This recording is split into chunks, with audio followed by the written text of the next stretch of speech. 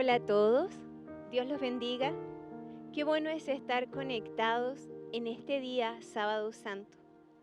Estamos viviendo una semana muy especial, una gran semana para nosotros, el pueblo de Dios, que es la Semana Santa. Una semana que nos invita a reflexionar y a meditar en el amor tan grande de nuestro Papá Dios al entregar la vida de su Hijo Jesucristo para que todos nosotros podamos estar en cercanía con Él. Es un privilegio de verdad el ser sus hijos. Y qué hermoso nuestro Señor Jesús al disponerse voluntariamente a ser entregado y derramar cada gota de su sangre en obediencia al Padre y también por amor. Queremos invitarles como iglesia a que podamos estar meditando en esta obra de Jesucristo a través del derramamiento de su sangre. ¿Saben ustedes que Jesucristo como cordero, como sacrificio, como ofrenda, Él derramó su sangre en 7 instancias? Y esto viene a rememorar lo mismo que en el Antiguo Pacto. En el Antiguo Testamento se habla de la forma en cómo el pueblo era libre del pecado. Debían llevar ante el sacerdote en el tabernáculo y después en el templo una ofrenda que consistía en un animalito perfecto, un cordero, un becerro, incluso unas palomas. Ellos eran sacrificados y la sangre de estos animales era vertida en 7 instancias por el sacerdote, para de esa forma librar del pecado. Esto debía hacerse una y otra vez, por el pueblo, por la nación, por el individuo, por las familias, y permanentemente y día y noche estaba funcionando para limpieza de los pecados. La buena noticia es que Jesucristo se presentó como un cordero, el Cordero Santo, y el sacrificio de Él cubrió una vez y para siempre los pecados de toda la humanidad. Es increíble y es hermosísimo cuando a través del Espíritu Santo podemos recibir esta tremenda revelación. Quiero invitarlos a que podamos meditar en esto. Y vamos a partir con el primer derramamiento de la sangre de Jesús. Este fue a través de gotas de sangre. Y los voy a poner un poquito en contexto. Después que Jesús estuvo cenando con sus discípulos, Él fue, ¿verdad?, hasta el huerto de Getsemaní, ahí en Jerusalén, a los pies del Monte de los Olivos. Era un lugar habitual donde Él iba y acudía con sus discípulos a orar. Y fue precisamente, incluso les pidió a los discípulos que permanecieran en oración con Él. La historia cuenta que los discípulos se quedaron dormidos y no persistieron en la oración.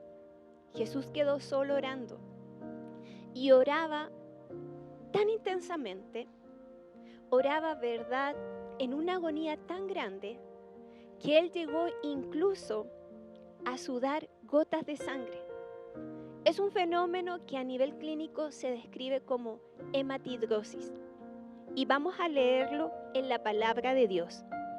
Aquí en el Evangelio según San Lucas, en el capítulo 22, el versículo 44. Y estando en agonía, oraba más intensamente, y era su sudor como grandes gotas de sangre que caían hasta la tierra. De verdad, Jesús estaba en una agonía intensa, en un dolor emocional profundo. Él estaba sufriendo. Por eso es que a través de su cabeza, de su frente, Él sudaba sangre. Y Él no estaba sufriendo por miedo, por temor a lo que venía, porque Él sabía muy bien lo que venía.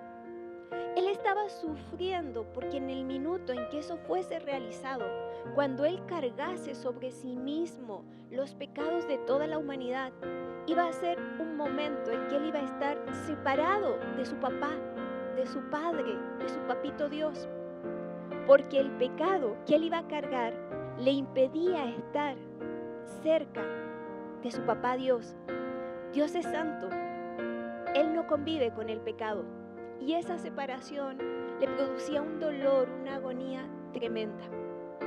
La Biblia dice que estas gotas de sangre, que eran grandes, caían a la tierra. Y es muy especial este detalle. ¿Saben por qué? Porque estas gotas de sangre, lideradas por Jesús, nos liberan de una maldición y de una herencia que traemos desde Adán. En el libro de Génesis, y lo podemos leer también, en el capítulo 3, en el versículo 19, dice así: con el sudor de tu rostro comerás el pan hasta que vuelvas a la tierra, porque de ella fuiste tomado, pues polvo eres, y al polvo volverás.